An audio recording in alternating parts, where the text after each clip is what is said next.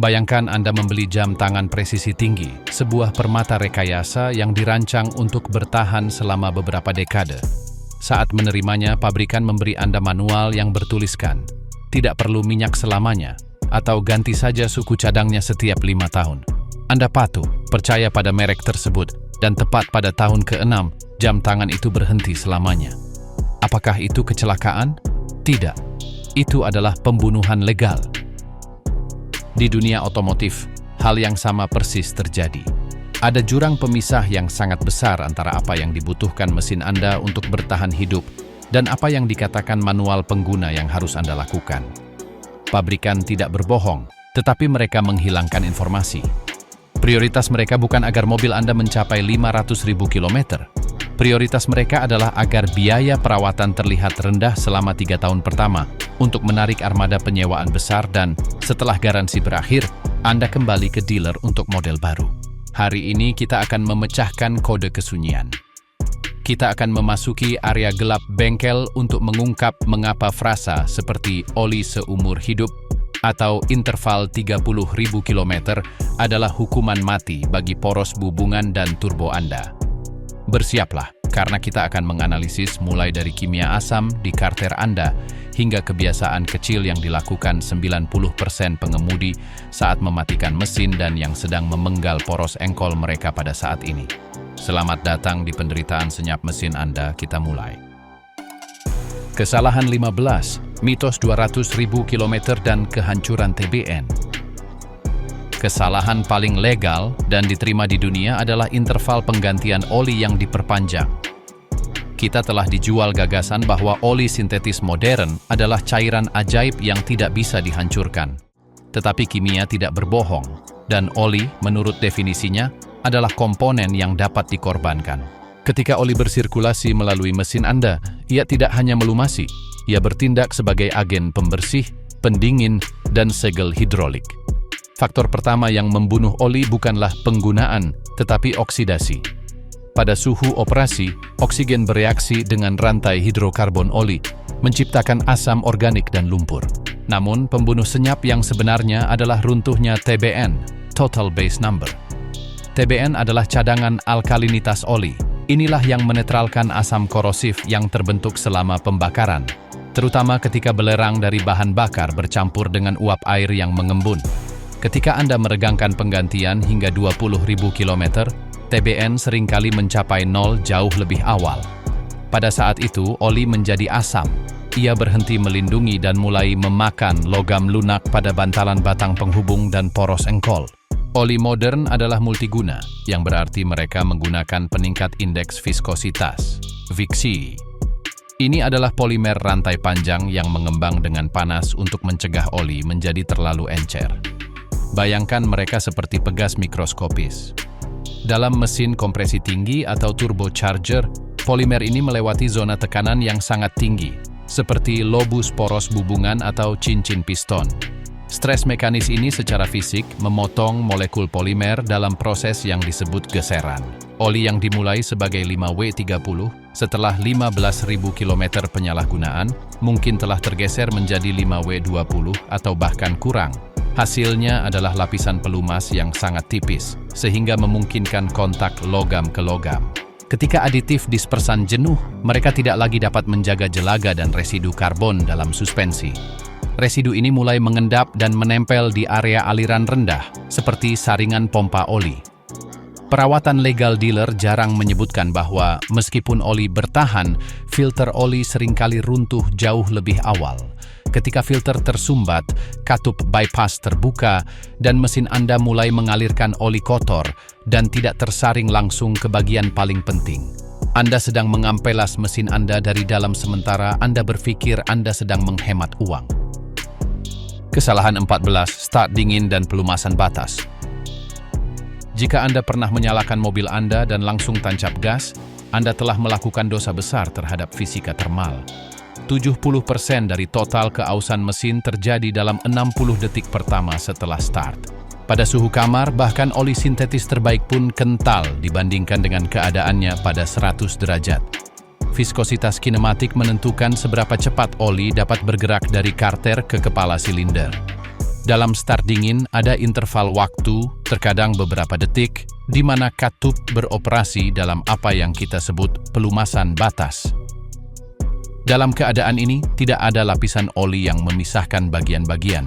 Hanya tersisa lapisan molekuler mikroskopis aditif anti-aus, seperti ZTDP. Jika Anda memberi beban pada mesin dalam keadaan ini, Anda membiarkan logam bergesekan langsung dengan logam. Disinilah fisika material masuk. Piston biasanya terbuat dari paduan aluminium, sedangkan blok atau liner biasanya terbuat dari besi tuang atau memiliki pelapis nikasil alusil. Aluminium memiliki koefisien ekspansi termal yang jauh lebih tinggi daripada besi. Ini berarti bahwa dalam keadaan dingin, piston secara fisik lebih kecil daripada seharusnya agar pas sempurna di silinder. Ada celah atau kelonggaran yang berlebihan. Jika Anda berakselerasi dengan kuat, piston memanas jauh lebih cepat daripada dinding silinder yang dikelilingi oleh pendingin dingin. Piston mengembang dengan cepat sebelum silinder memiliki ruang untuknya, menyebabkan fenomena yang dikenal sebagai piston slap atau, dalam kasus ekstrem, pengelasan mikro antara bagian bawah piston dan dinding silinder. Poros engkol mengapung di atas baji oli hidrodinamis. Agar baji ini stabil, diperlukan kecepatan putar dan viskositas tertentu. Saat start, baji itu tidak ada. Poros engkol secara fisik bertumpu pada bantalan. Setiap start adalah pukulan palu untuk logam-logam ini. Memanaskan mobil tidak berarti membiarkannya 10 menit dalam keadaan idle, yang merupakan kesalahan lain yang akan kita lihat nanti. Tetapi memungkinkan 30 detik sirkulasi dan mengemudi dengan sangat hati-hati sampai oli, bukan air, mencapai suhu operasionalnya. Mengabaikan ini adalah mengurangi umur cincin kompresi Anda menjadi separuh. Kesalahan 13, elektrolisis dan pendingin abadi. Pendingin adalah cairan yang paling sering diabaikan di seluruh kendaraan. Banyak yang percaya bahwa selama levelnya baik dan mobil tidak terlalu panas, semuanya baik-baik saja. Kesalahan fatal. Pendingin modern menggunakan teknologi asam organik, OAT. Berbeda dengan pendingin silikat lama yang menutupi seluruh sistem dengan lapisan pelindung, OAT hanya bereaksi secara kimiawi ketika mendeteksi titik korosi. Masalahnya adalah bahan kimia ini memiliki masa pakai. Seiring waktu, pendingin menjadi asam. Ketika pH pendingin turun di bawah 7, cairan tersebut menjadi elektrolit. Mesin pada dasarnya menjadi baterai raksasa. Proses ini disebut elektrolisis. Dalam mesin di mana logam bercampur, blok besi, kepala silinder aluminium, radiator tembaga atau aluminium, elektrolisis menyebabkan ion bergerak dari satu logam ke logam lain. Logam yang paling lemah, anoda, mulai hancur. Itulah mengapa kita melihat pompa air dengan bilah yang benar-benar hilang, seolah-olah ada sesuatu yang memakannya. Ini bukan erosi fisik, ini murni kimia. Selain itu, jika pendingin telah kehilangan sifat surfaktannya, gelembung uap mikroskopis akan terbentuk di area suhu tinggi, di sekitar ruang bakar.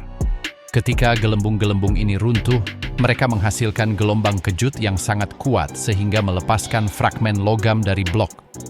Fenomena ini, kavitasi, dapat melubangi liner silinder dari luar ke dalam, menyebabkan air masuk ke ruang bakar. Banyak pengemudi melakukan kesalahan legal dengan mengisi ulang sistem dengan air keran. Air sadah mengandung mineral yang saat dipanaskan mengendap dan membentuk lapisan kerak di dalam radiator dan saluran blok. Kerak adalah isolator termal yang sangat baik. Lapisan kerak setebih 1 mm memiliki resistansi termal yang sama dengan beberapa sentimeter baja. Sensor suhu Anda mungkin menunjukkan normal karena airnya 90 derajat, tetapi dinding bagian dalam silinder bisa berada pada suhu kritis karena panas tidak dapat melompati penghalang kerak untuk mencapai pendingin. Anda sedang memasak mesin Anda dalam jusnya sendiri tanpa menyadarinya. Kesalahan 12, penipuan oktan dan LSPI. Manual mengatakan bahwa mobil Anda dapat menggunakan bensin 91 oktan atau reguler. Yang tidak dikatakannya adalah bahwa rekomendasi itu adalah batas legal minimum agar mobil tidak rusak hari ini, bukan yang ideal agar mesin efisien dan tahan lama. Oktan bukanlah ukuran tenaga, tetapi ketahanan terhadap pembakaran spontan. Dalam mesin modern dengan injeksi langsung dan turbocharger, tekanan di dalam silinder sangat brutal. Jika Anda menggunakan bahan bakar beroktan rendah, campuran dapat meledak sebelum busi meloncat, atau bahkan setelahnya, menciptakan gelombang api kedua yang bertabrakan dengan yang pertama. Ini menghasilkan gelombang kejut supersonik yang menghantam piston seperti palu baja. Sebagian besar mobil modern memiliki sensor detonasi yang menunda waktu pengapian untuk melindungi mesin. Tetapi inilah jebakannya. Pada saat sensor mendeteksi ketukan dan menyesuaikan elektronik, kerusakan sudah terjadi. Ribuan ketukan mikro selama bertahun-tahun akhirnya menyebabkan retakan pada tanah cincin piston. Inilah kesalahan yang membunuh mesin turbo kecil, downsizing. LSPI terjadi pada putaran rendah dan beban tinggi. Pada saat itu, setetes oli atau partikel karbon yang membara dapat menyulut campuran secara prematur. Berbeda dengan pinking normal, LSPI menghasilkan tekanan yang sangat ekstrim, sehingga dapat mematahkan batang penghubung atau menghancurkan piston secara instan. Bensin berkualitas rendah atau dengan aditif yang buruk mendukung pembentukan endapan karbon ini yang bertindak sebagai titik panas. Banyak orang berpikir, saya menggunakan bensin murah dan mobilnya baik-baik saja. Yang tidak mereka lihat adalah kelelahan siklus tinggi. Komponen mesin dirancang untuk kurva tekanan yang halus. Detonasi yang disebabkan oleh bahan bakar suboptimal mengubah kurva itu menjadi puncak yang keras. Logam memiliki memori. Setiap kali ada detonasi ringan, retakan mikro tercipta dalam struktur kristal batang penghubung. Suatu hari, tanpa peringatan dan tanpa mesin memanas, sebuah batang penghubung memutuskan untuk menyerah dan keluar melalui sisi blok. Penghematan beberapa sen per liter di pom bensin baru saja membuat Anda kehilangan mesin senilai $10.000. Ini adalah contoh sempurna mengapa yang legal dan murah seringkali merupakan yang paling mahal dalam rekayasa mekanik. Kesalahan 11, transmisi tertutup seumur hidup. Industri otomotif kontemporer telah menciptakan istilah yang seharusnya dianggap sebagai kejahatan terhadap rekayasa mekanik. Cairan transmisi tertutup seumur hidup. Produsen gearbox terkenal di dunia seperti ZF atau Aisin menyerahkan unit kepada merek kendaraan dengan manual teknis yang dengan jelas menentukan interval servis setiap 60.000 atau 80.000 km. Namun, ketika gearbox yang sama dipasang di kendaraan mewah atau konsumsi massal, produsen mobil memberitahu pelanggan bahwa tidak diperlukan perawatan sama sekali. Kontradiksi ini bukan kesalahan komunikasi, ini adalah strategi desain untuk akhir masa pakai. Untuk memahami mengapa ini adalah kesalahan besar, kita harus menganalisis kimia fluida transmisi otomatis. Berbeda dengan oli mesin, fluida transmisi adalah oli hidrolik yang sangat kompleks, yang harus memenuhi fungsi yang saling bertentangan. Di satu sisi, ia harus melumasi roda gigi planet dan bantalan untuk mengurangi gesekan. Di sisi lain, ia harus memberikan gesekan yang tepat agar kopling multicakram dapat terhubung tanpa selip. Seiring waktu, panas ekstrem yang dihasilkan oleh konverter torsi memulai proses oksidasi termal. Molekul fluida pecah, kehilangan viskositas kinematik dan kemampuannya untuk mengelola panas. Kerusakan sebenarnya terjadi pada tingkat mikroskopis pada cakram gesek. Cakram-cakram ini dilapisi dengan bahan selulosa dan keramik yang dengan penggunaan normal melepaskan partikel-partikel halus. Dalam transmisi yang terawat, partikel-partikel ini ditangkap oleh filter dan magnet bak oli. Dalam transmisi seumur hidup yang disegel, fluida menjadi jenuh dengan bahan abrasif ini. Secara efektif menjadi pasta pemoles yang bersirkulasi ke seluruh sistem. Suspensi abrasif ini mulai mengikis dinding aluminium bodi katup. Bodi katup adalah otak hidrolik transmisi, penuh dengan saluran kecil dan piston yang disebut solenoid yang mengontrol perpindahan gigi dengan presisi milidetik. Ketika fluida kotor dan teroksidasi, solenoid mulai mengalami endapan pernis. Pernis adalah produk sampingan dari degradasi termal oli yang menempel pada permukaan logam. Solenoid dengan pernis menjadi lambat atau macet, yang menyebabkan perpindahan gigi yang kasar, selip, dan akhirnya unit terlalu panas sepenuhnya. Pada saat pengguna menyadari bahwa transmisi gagal, kerusakannya tidak lagi dapat diperbaiki dengan penggantian oli, kopling telah terbakar, dan toleransi internal telah hilang selamanya. Menerima mitos fluida abadi berarti menerima bahwa transmisi Anda akan mati segera setelah garansi kendaraan berakhir. Kesalahan 10. Cuci tekanan tinggi dan kapilaritas. Ada keyakinan berbahaya yang menyatakan bahwa mesin yang bersih adalah mesin yang sehat, yang menyebabkan ribuan pengemudi menggunakan mesin cuci bertekanan tinggi langsung di atas ruang mesin. Tindakan estetika superficial ini mengabaikan hukum fisika dan kapilaritas elektronik. Konektor listrik modern dirancang dengan segel karet yang disebut cincin O, dimaksudkan untuk menahan kelembaban lingkungan dan cipratan ringan, tetapi tidak dirancang untuk menahan kolom air dengan tekanan 150 bar. Ketika air bertekanan tinggi menghantam konektor, gaya yang diberikan cukup untuk mengatasi segel karet dan menyuntikkan kelembaban ke dalam soket. Setelah air masuk, ia tidak dapat keluar dengan mudah. Disinilah fenomena kapilaritas dan korosi galvanik dimulai.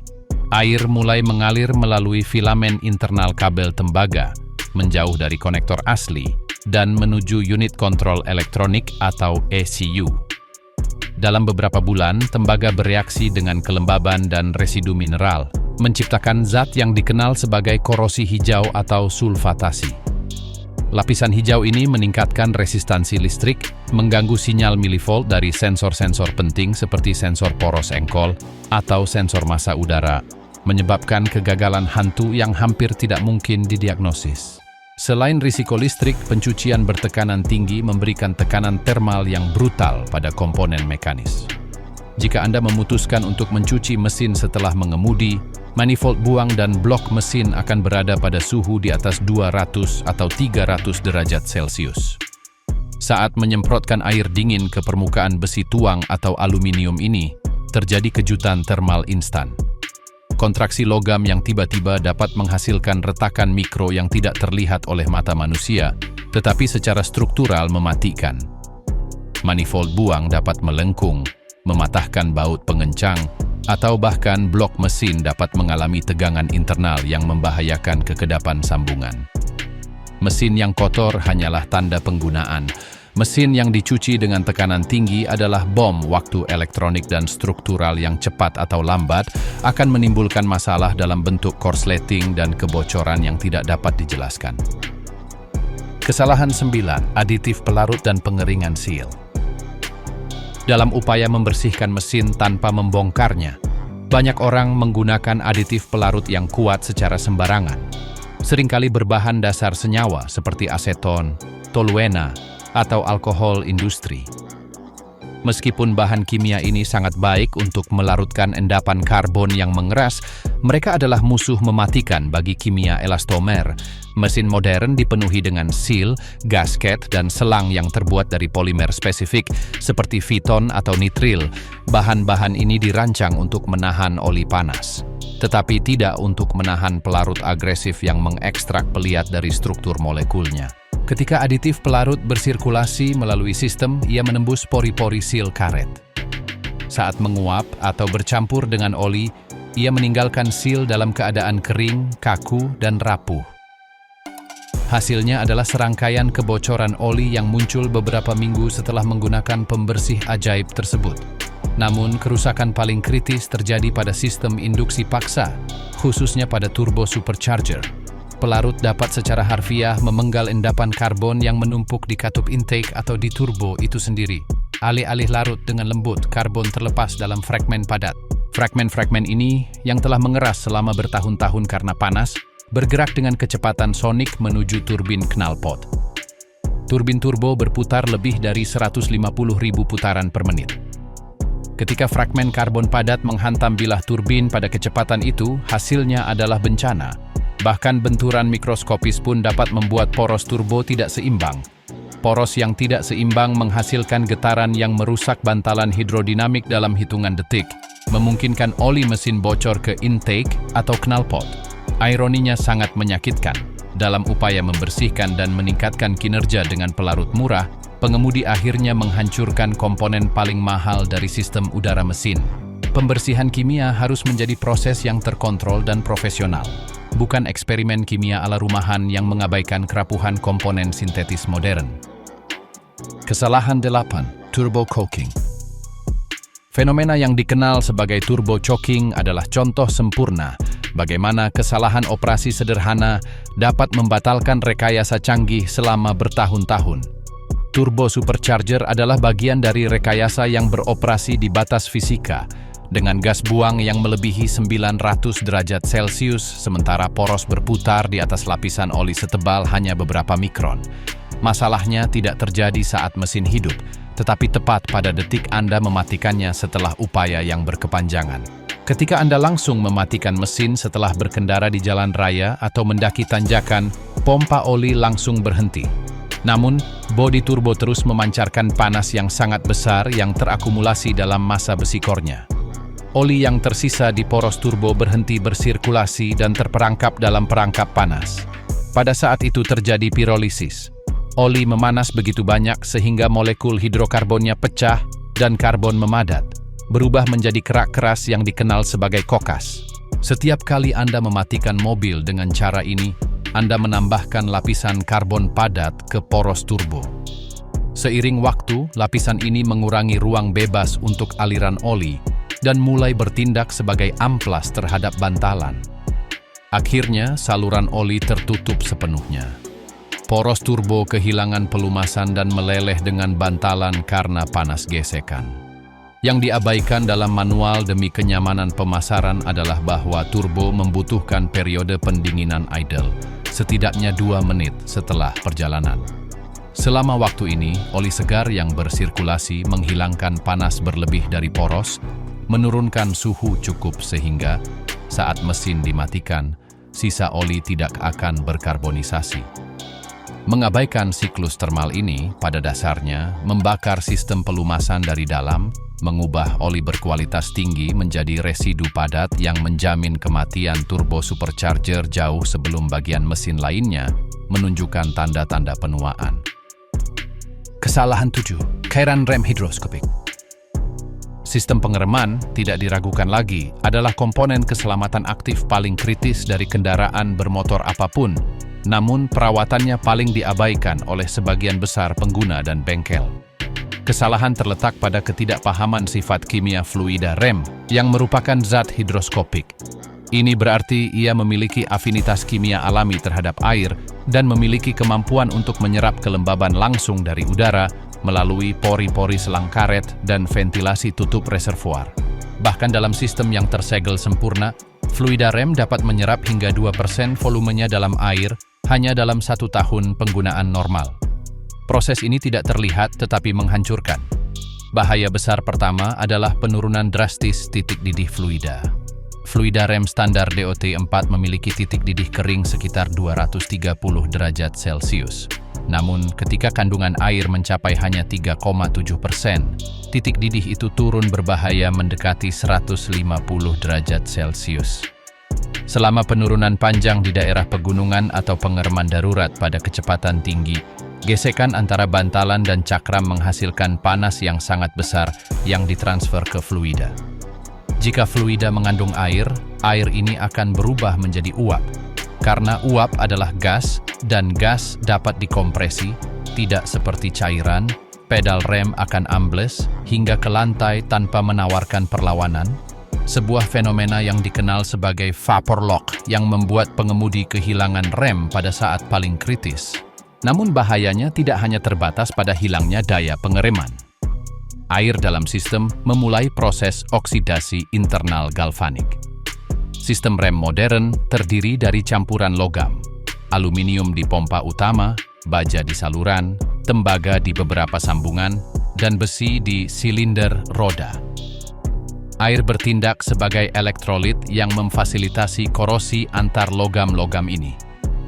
Korosi ini menghasilkan partikel padat mikroskopis yang bergerak melalui sistem dan akhirnya mengendap di komponen paling mahal dan halus, modul sistem pengereman anti kunci atau ABS. Modul ABS berisi serangkaian katup mikro dan pompa listrik yang harus mengelola tekanan pengereman dengan presisi bedah. Partikel oksida bertindak sebagai abrasif yang menggores dinding internal katup-katup ini, atau dalam kasus terburuk, memblokirnya sepenuhnya.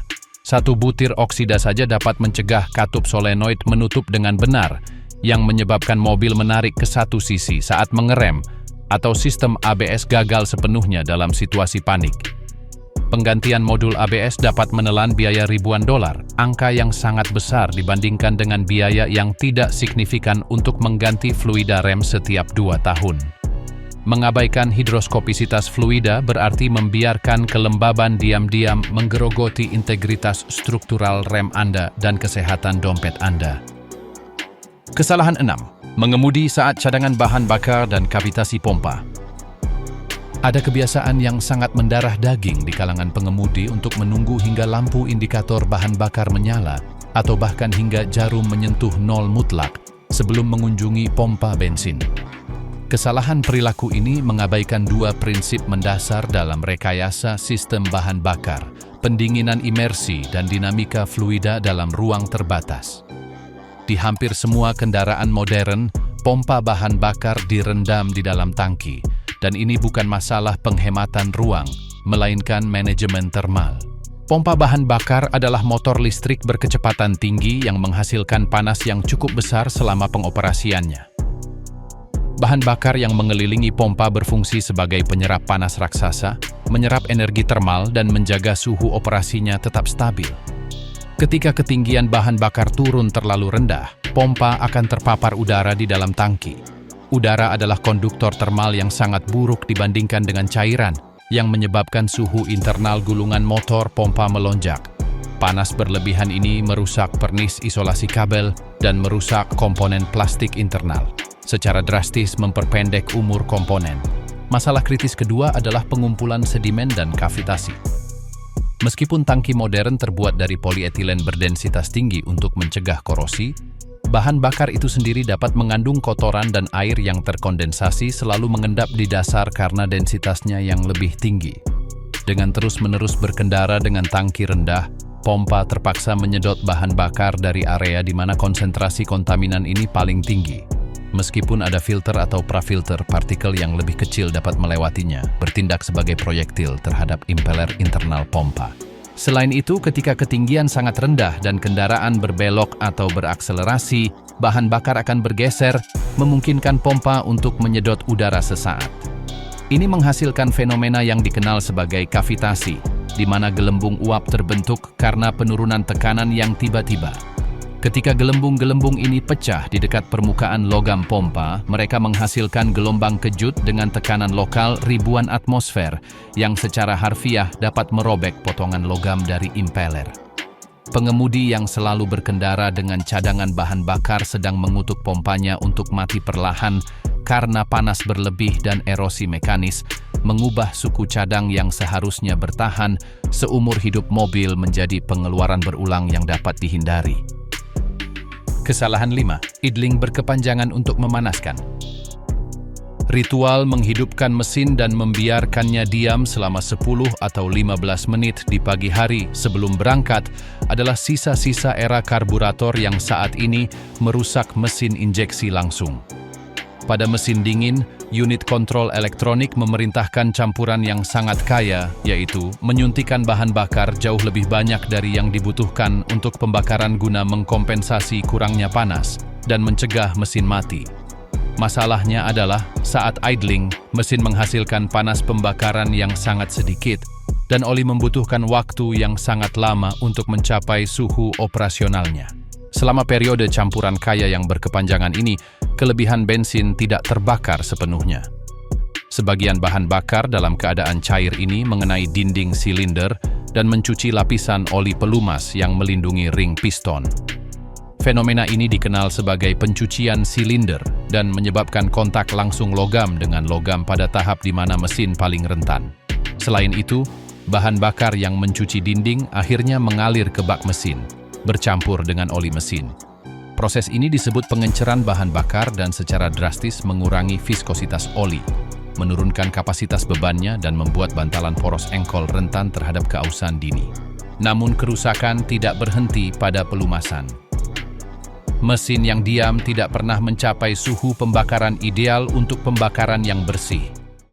Suhu internal yang rendah mendorong pembentukan lumpur hitam, campuran kental dari oli teroksidasi, air kondensasi, dan partikel karbon.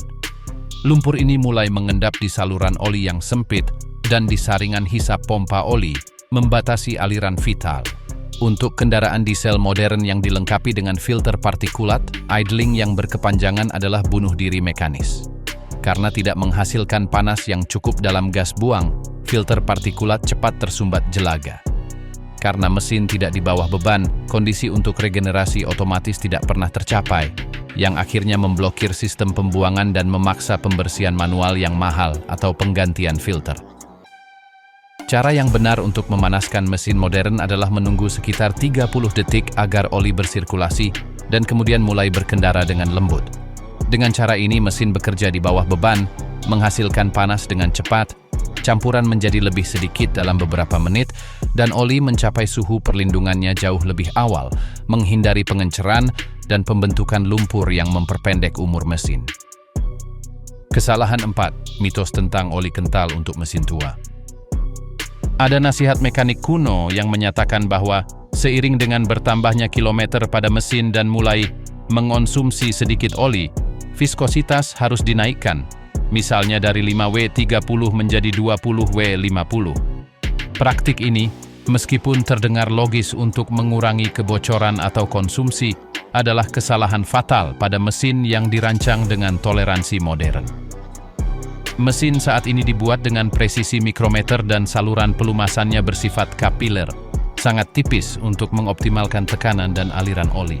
Ketika kita memasukkan oli yang lebih kental atau lebih viskosa ke dalam mesin yang dirancang untuk oli ringan, kita menciptakan pembatasan aliran besar. Oli kental memiliki resistansi yang jauh lebih besar terhadap gerakan, terutama saat dingin. Ini berarti bahwa pada saat starter, oli membutuhkan waktu lebih lama untuk mengalir dari bak oli ke bagian paling atas mesin, kepala silinder atau tutup katup.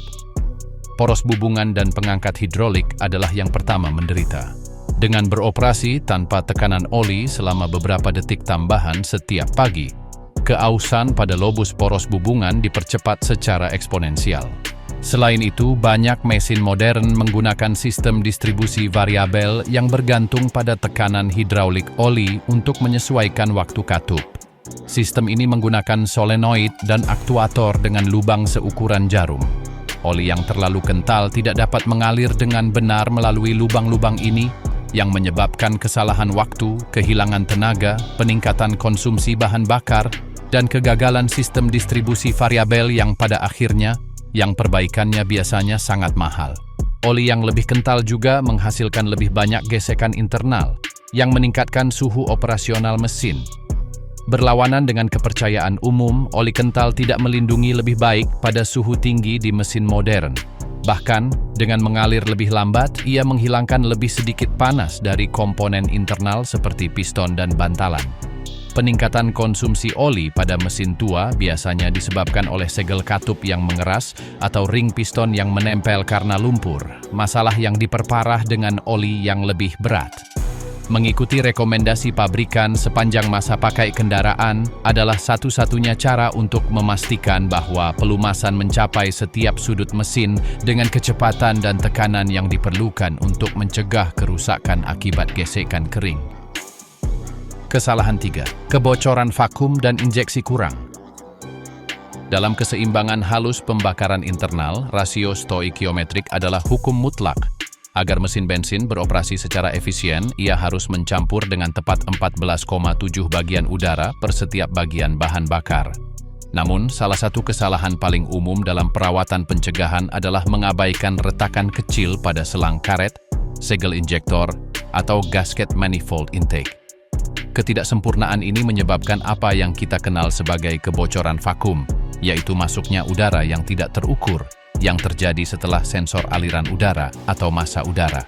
Ketika udara masuk ke sistem tanpa diperhitungkan oleh komputer kendaraan, campuran menjadi kurang, yang berarti ada kelebihan oksigen dan kekurangan bahan bakar.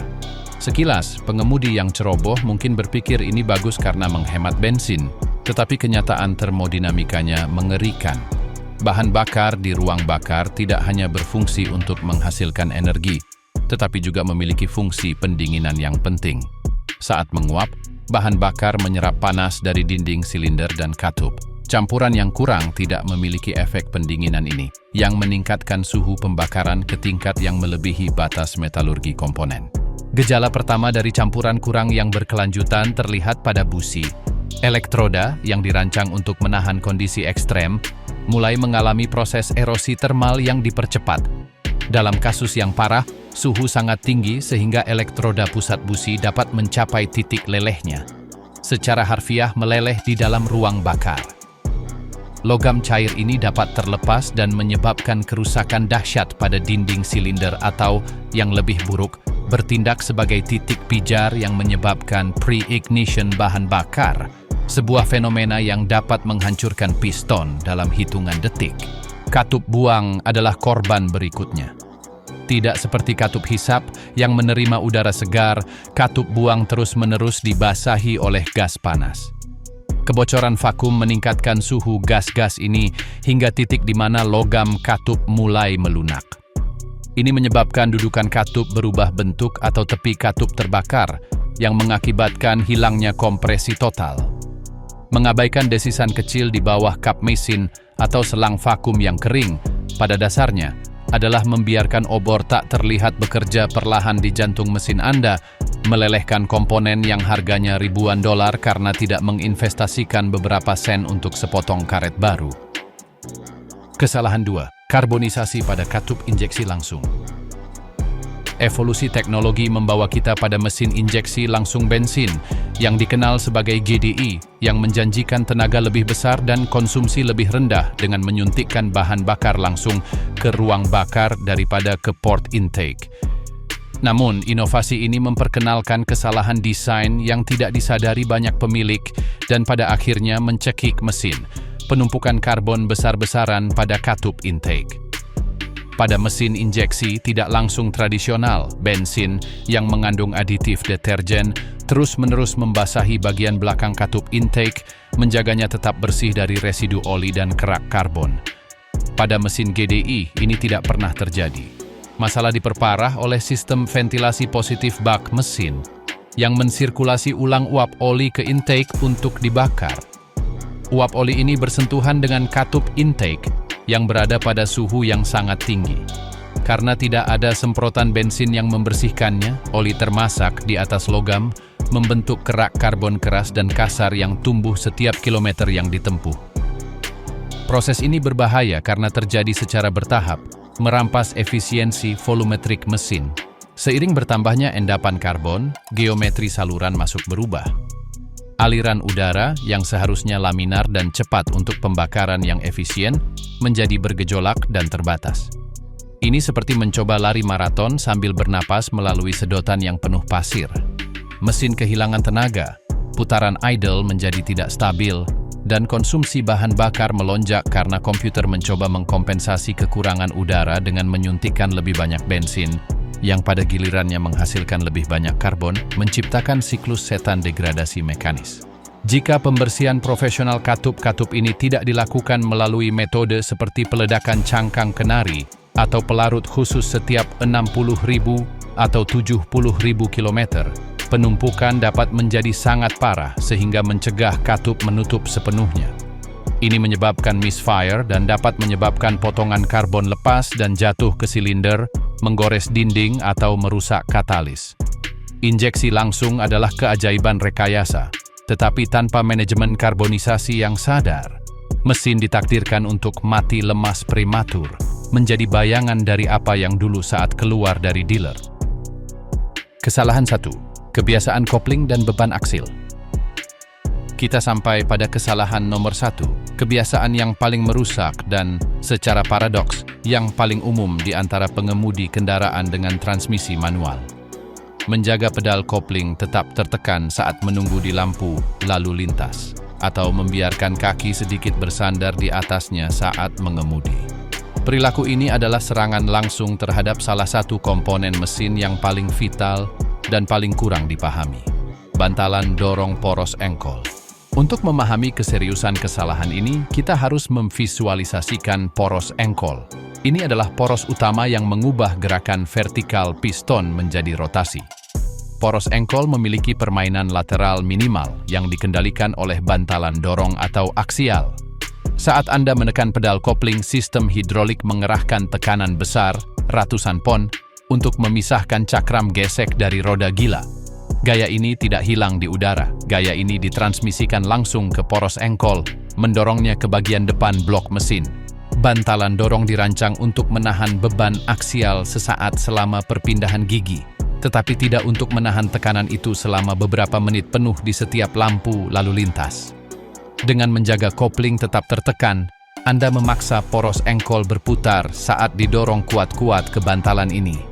Masalah kritisnya adalah, pada putaran idle rendah, tekanan oli minimal, yang berarti lapisan pelumasan antara poros engkol dan bantalan dorong sangat tipis. Hasilnya adalah keausan dini karena gesekan logam dengan logam. Setelah bantalan dorong aus, poros engkol mendapatkan permainan aksial yang berlebihan. Ini berarti poros engkol dapat bergerak maju mundur di dalam mesin. Permainan yang merusak ini mengganggu keselarasan batang penghubung, menyebabkan kebocoran pada segel oli utama, dan dalam kasus ekstrem dapat menyebabkan poros engkol secara fisik membentur blok mesin atau merusak sensor posisi poros engkol, membuat kendaraan tidak berfungsi. Biaya penggantian bantalan ini melibatkan pembongkaran mesin sepenuhnya, perbaikan dengan proporsi epik yang dapat dihindari hanya dengan menempatkan tuas pada posisi netral dan melepaskan pedal. Kebiasaan ini tidak hanya membakar bantalan pelepas kopling, ini secara harfiah mencoba mendorong poros engkol keluar dari mesin. Sepanjang analisis kebiasaan merusak dan rekayasa kecerobohan ini, kita telah melihat bagaimana keputusan harian pengemudi menentukan hukuman mati atau umur panjang kendaraannya. Mobil bukanlah entitas statis. Mobil adalah sistem dinamis pertukaran termal, tekanan hidrolik, dan toleransi mikrometri yang bereaksi terhadap setiap stimulus. Kesalahan utama sebagian besar pemilik adalah melihat pemeliharaan sebagai pengeluaran opsional atau gangguan, padahal sebenarnya itu adalah satu-satunya investasi yang menjamin pelestarian aset mereka.